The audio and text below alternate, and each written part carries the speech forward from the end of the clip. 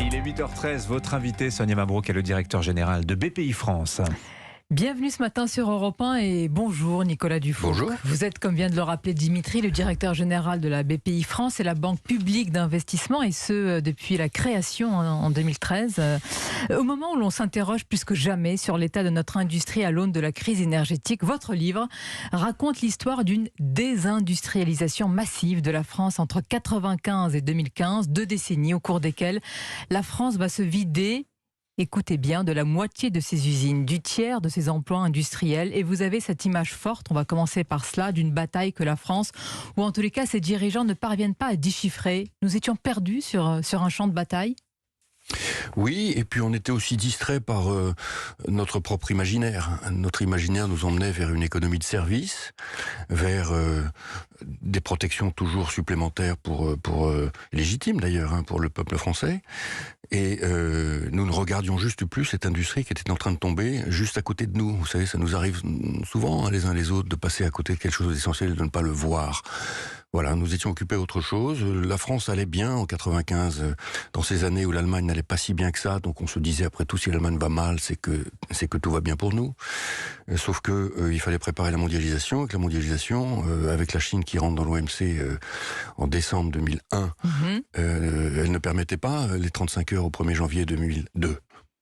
Justement, l'accélération de la désindustrialisation, vous la situez entre 1995 et 2003 précisément, et vous dites, Nicolas Dufourcq, que tout le monde a ses empreintes digitales sur la désindustrialisation du pays, mais vous êtes particulièrement dur ou bien lucide au choix sur les réformes de la gauche, en particulier le coup de grâce, les 35 heures qui auront fini de déstabiliser l'industrie française. D'ailleurs, on va fêter un anniversaire là prochainement. En fait, les 35 heures, l'erreur, elle est liée au fait que on a pensé que tout était indistinct, c'est-à-dire qu'une PME, ça ressemblait à un grand groupe, qu'une TPE, ça ressemblait à une PME. Mais non, mais pas du tout.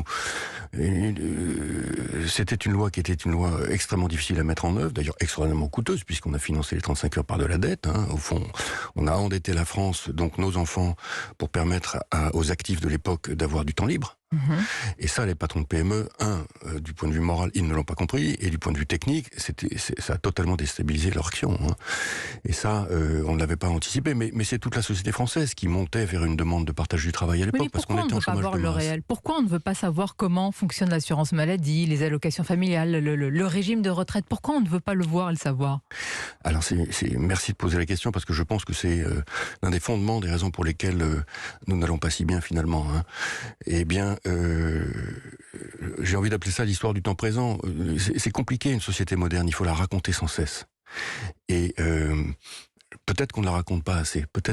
Alors, il y a un problème d'éducation en sciences économiques, oui, mais c'est surtout, même aux adultes, qu'on ne raconte plus vraiment comment fonctionne un État-providence, comment il s'équilibre, quelles sont ses règles fondamentales. Et on est dans une sorte de fuite en avant du divertissement, finalement. Mais la société contemporaine, hyper complexe, montre suisse, elle n'est pas racontée. Une fuite en avant, alors qu'on avait à l'époque, on a toujours un mur face à nous, c'est le chômage de masse qui frappe la France. Et on laisse penser, Nicolas Dufourcq, que la solution, ce sont les services, et surtout pas l'industrie. C'est ça. Oui, tout à fait. Alors ça, c'est un mouvement de nos mentalités qui monte très lentement dans les années 70, y compris d'ailleurs dans la gauche, à droite également. Il faut se souvenir que le partage du travail commence avec la loi de Robien, et qui monte également dans les fédérations syndicales, où progressivement ce sont les fédérations de services qui prennent le pouvoir dans les confédérations. Et donc c'est très profond dans la société française. Alors ça vient de quoi? Ça vient de la désindustrialisation des années 70 qui a été dramatique, fin des charbonnages, fin de l'acier, etc. Mais que tous les pays européens ont vécu. La spécialité de la France, c'est que on a vécu une deuxième période de désindustrialisation qui commence à la fin des années 90, que les autres pays n'ont pas vécu. C'est important parce qu'il y a 3 pays finalement qui ont massivement désindustrialisé, les États-Unis, la Grande-Bretagne et la France. Et vous dites, les autres pays sont relativement épargnés, mais en 95, la lame de fond, elle va frapper, faucher la France. Pourquoi cette spécificité? Alors d'abord, on pensait qu'on était préparé à la mondialisation parce qu'on était assez fiers d'avoir résisté au Japon. figurez-vous. Les jeunes qui nous écoutent ne peuvent pas savoir que notre angoisse des années 80, c'était pas du tout la Chine, qui n'existait pas à l'époque. Tiananmen, c'est 89. C'était le Japon. Le Japon avec, effectivement, hyper puissant à l'époque. C'était la grande époque de Akio Morita Sony. Le Japon avait des parts de marché énormes aux États-Unis. Et la France avait préservé ses parts de marché face au Japon. Donc, si on avait résisté au Japon, on pouvait sans doute résister à ce continent improbable, encore dans l'ombre, qui était la Chine, sauf qu'on n'a pas vu que la Chine c'était 20 Japon, et que par ailleurs elle était beaucoup plus agressive que le Japon, le Japon ne l'avait jamais été. Et donc on va se dire, on ne s'est pas du tout préparé à l'entrée de la Chine dans l'OMC. Qui est ce on, Nicolas Dufour? On va rentrer dans les détails. Il y a aussi les élites, entre guillemets, c'est ce que vous dites, page 110, une large partie des élites se détournent, mais complètement tournent le dos à l'industrie. Est-ce qu'ils ne vont pas planter ainsi les premiers clous dans le cercueil en pensant que vraiment ce sont la voie royale, ce sont les services, la finance, alors, les services? Oui, le mot élite il est toujours un peu connoté parce qu'on a l'impression que c'est une espèce d'aristocratie supérieure d'héritiers. C'est pas du tout ça. C'est des gens qui ont passé les concours républicains et qui viennent parfois de très très loin dans la société française, mais qui sont les chefs. Bon. À cette époque-là, les grandes entreprises industrielles françaises se projettent à l'étranger, massivement. Et donc aujourd'hui, la France... À l'étranger, parfois en Italie ou en Allemagne, pas très loin de la France. Oui, absolument. Europe de l'Est, Amérique latine, Mexique, énormément. Bon, aujourd'hui, l'industrie française, elle a 6 millions de salariés à l'étranger. 6 millions, voilà. C'est-à-dire qu'elle a 5 fois plus de salariés à l'étranger en proportion que l'industrie espagnole. Et presque 3 fois plus que l'industrie allemande. Donc, l'élite industrielle française, elle a pris sa décision. L'industrie, désormais, c'est plus jamais ici, en France. C'est là-bas. Là, pardonnez-moi, c'est dévastateur. À partir de ce moment-là, c'est dévastateur pour l'emploi en France, c'est clair, pour l'accumulation de compétences, parce qu'ensuite, tout ça, c'est les châteaux de cartes qui tombent, il y a beaucoup de petits savoir-faire qui meurent, etc. Mais bon, elle a ses raisons aussi, c'est qu'il devient très difficile de faire de l'industrie en France à l'époque, c'est vrai aussi. Alors, cette fameuse élite dont vous parlez, par ailleurs, elle se projette également massivement vers les nouvelles industries financières. Les polytechniciens vont dans la banque, massivement, et la France joue le jeu de la mondialisation financière. Et ça va infuser dans les esprits. C'est ce qui nous a passionnés avec Dimitri Pavlenko en lisant votre ouvrage, c'est que, y compris au sein des familles françaises de l'époque, ils préfèrent avoir, je vais le dire ainsi, des enfants fonctionnaires plutôt que des enfants dans l'industrie. C'est-à-dire que dans le psyché national, ça va jouer. Alors, au début des années 2000, effectivement, après 15 ans de chômage de masse, les sondages sont terribles, puisque, en effet, 70% des jeunes Français disent vouloir être fonctionnaires. C'est-à-dire que, là aussi, notre imaginaire du début des années 2000, alors qu'on est en pleine guerre mondiale économique, d'une violence infinie, pour avoir une image, ce qui se passe en Ukraine aujourd'hui, c'est ce qui s'est passé dans l'économie mondiale à l'époque. Eh ben, nous, on rêve d'un monde stable, sur les rails, avec des vies longues, prévisibles. C'est-à-dire exactement l'inverse de ce que notre monde contemporain est capable de nous offrir. Donc, on va dire, faute de compréhension radicale.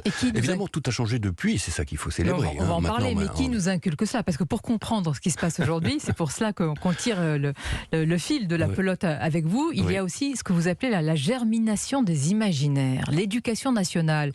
La communauté enseignante, est-ce qu'elle dédaignait l'industrie? Les lycées professionnels étaient déjà dénigrés. Est-ce qu'elle a contribué à affaiblir notre industrie? Dans votre livre, c'est assez éloquent. La réponse est claire. Là aussi, c'est des mouvements profonds sociétaux. C'est ce que j'ai voulu dire dans ce livre. C'est qu'il n'y a pas. Je n'ai jamais cru qu'il puisse y avoir un coupable bouc émissaire. Ça n'existe pas. Tout vient des couches profondes et des forces sociales. Et donc, l'éducation nationale, elle avait toute une couche d'enseignants qui étaient des professionnels de l'industrie dans les lycées professionnels, qui sont partis à la retraite à la fin des années 70-80 et qui ont été remplacés par de nouvelles générations de profs qui n'étaient pas du tout de cette culture-là, mais qui étaient plutôt d'une culture servicielle, d'une culture post-68 ans, on va dire. Donc il faut accélérer ce mouvement également. Alors arrive à ce moment-là la réforme de Jean-Pierre Chevènement du collège unique et puis de 80% d'une classe d'âge au bac, mais Chevènement voulait 80% au niveau du bac, pas au bac. Et donc, dans son esprit, c'était donner ses heures de gloire à l'enseignement professionnel, considéré comme aussi élogieux que l'enseignement des autres. Or, c'est exactement l'inverse qui s'est passé, et on peut dire que sa réforme a été totalement dévoyée, puisque l'enseignement professionnel est devenu la poubelle de l'éducation nationale. Il faut le dire tel que, à l'époque, de plus en plus. Alors, le travail qui est fait depuis, par quantité de gouvernements pour recoudre, reconstruire, il faut le saluer. Mais c'est difficile, ça prend du temps. Et je pense que l'éducation nationale aujourd'hui, par les contacts que j'ai avec beaucoup de gens chez eux, est prête maintenant. Et Nicolas Dufourcq, ce constat va aussi se voir à travers une carte presque géographique, puisqu'à l'époque, tout le monde préfère faire partie de la bourgeoisie des villes, avoir Bac+5, et on va voir finalement, c'est ce que vous décrivez dans votre livre, c'est presque palpable, hein, c'est assez incroyable, on se dit quel gâchis, de nombreuses communes et vallées industrielles qui vont être carrément nettoyées de la carte. Tout à fait. Tout à fait. Nettoyées de la carte. Et alors bon, pour positiver, effectivement, depuis une dizaine d'années, on est en rebond, et on est en sursaut par rapport à tout ça, avec un rééquipement des territoires. Il y a un programme que j'aime bien citer qui s'appelle Territoire d'industrie. Il y en a 74 en France, qui sont justement ces petits territoires. Cette semaine, j'étais dans un territoire qui s'appelle les Mauges, par exemple. Qui connaît les Mauges? Les Mauges, c'est au sud d'Angers. Bon, vous allez au sud d'Angers, vous avez des usines partout. Ça ressemble au Mittelstand allemand. Eh ben, il y en avait beaucoup en France, et ils se sont vidés. On est en train de les repeupler avec de nouvelles usines. Donc là, la beauté du moment qu'on vit là, c'est que on a pris conscience de ce qui s'était passé, donc on est tout le monde dans le plus jamais ça. Et deux, il y a quantité de facteurs qui ont changé et qui permettent d'espérer, et on le prouve toutes les semaines à la BPI, réindustrialiser la France. Donc la France ne macère plus, parce que vous avez eu cette expression qui est assez frappante, vous dites la France macère. On a l'impression qu'on est dans ce marécage, qu'on est là, qu'on est un petit peu dans des sables mouvants et qu'on n'arrive pas à s'en sortir. Oui, non, j'ai dit ça effectivement dans une tribune cette semaine, une manière d'évoquer une conviction que j'ai et qu'on est très nombreux à avoir à la BPI, à savoir que, et on le voit bien avec nos entrepreneurs, quantité de Français sont pas à leur potentiel. Les Français sont très bons, hein. Ils sont féconds, ils sont créatifs, etc. Alors on a des infrastructures, des ingénieurs, des idées. Qu'est-ce qui nous manque alors? Qu'est-ce qui bloque? Pourquoi la France macère aujourd'hui? De quoi? La peur de soi, le manque de confiance en soi, vous savez, la peur, on ne sait jamais de quoi on a peur en réalité.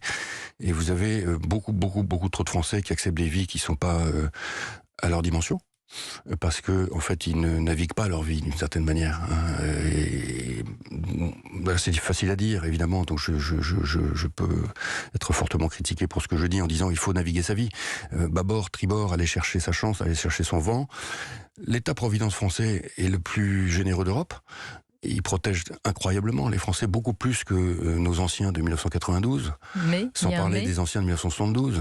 Et donc, j'ai envie de dire, plus on est protégé, et on l'est, mais de plus en plus, chaque année encore plus, plus on peut prendre des risques et aller chercher sa chance d'une certaine manière. Ou alors on est anesthésié par cette protection. L'État-providence, aujourd'hui, l'État nounou nous a finalement mis dans une sorte de formalisation des esprits, c'est pour ça que vous dites que la France macère. C'est un risque aujourd'hui, cet État nounou, cet État-providence? Le risque, c'est de se dire, si l'État-providence anesthésie, à ce moment-là, il faut le réduire. Moi, je ne crois pas à ça. Je pense que la plupart des protections sont légitimes. Et j'entends bien que les Français, de toute façon, n'accepteront pas qu'on les réduise. Donc, je préfère dire l'inverse, être positif et dire, puisqu'on est protégé, très protégé à tout moment, y compris par la BPI pour les entrepreneurs, c'est le service public des entrepreneurs. Bien sûr. Et bien, allons-y. Mais c'est rare que quelqu'un comme vous, un acteur à l'intérieur du système, vous êtes le directeur, on l'a rappelé, général de la BPI, tire la sonnette d'alarme à l'intérieur du système. Quand vous dites la France macère, on entend bien, c'est le moment que il faut repartir. Oui, je dis que si nous avons 7% de chômage alors que tous les autres ont 3%, c'est que il y a un certain nombre de nos concitoyens qui sont pas en action. Hein, c'est pas qu'ils soient au chômage, c'est qu'ils se sont pas mis en action. Et donc c'est ça que j'appelle la macération. Je répète, je pense que le pays peut faire 100 fois mieux. Oui, il n'est pas à son potentiel. Vous n'êtes pas pessimiste non plus dans le livre, au contraire. Vous dites qu'on a une économie compétitive, vous dites que l'industrie, il faut la désirer. En fait, Nicolas Dufourcq, il faut que tout le monde s'y mette. Que ce soit une sorte de cause nationale. Absolument. En plus, encore une fois, l'industrie, ça se visite. Une usine les usines qu'on est en train de faire monter aujourd'hui, qui sont électriques, décarbonées, 100% digitales, qui sortent des objets dont la France peut être absolument fière, qui sont ensuite exportés à 95% dans le monde entier, c'est un très très beau sujet. Et ça correspond parfaitement aux besoins de quantité de nos concitoyens qui ne vont pas passer leur vie devant un écran avec une souris, qui ont besoin de se déplacer, qui ont besoin d'une vie complète. que l'industrie offre autant que la gastronomie offre. J'ai toujours dit que si les Français aimaient Top Chef, ils allaient aimer Top Fab. Il faut faire Top Fab.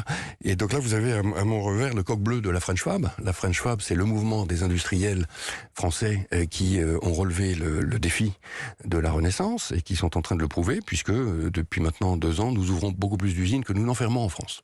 Et donc le monde des possibles est devant nous. En tout cas, c'était passionnant d'explorer cette histoire industrielle. Il est vrai méconnu entre 95 et 2015 et nous tenions à le faire ce matin à notre micro alors qu'on s'interroge beaucoup justement sur notre industrie. Merci beaucoup Nicolas Dufourcq et bonne journée à vous et à nos auditeurs. Merci beaucoup. Je retiens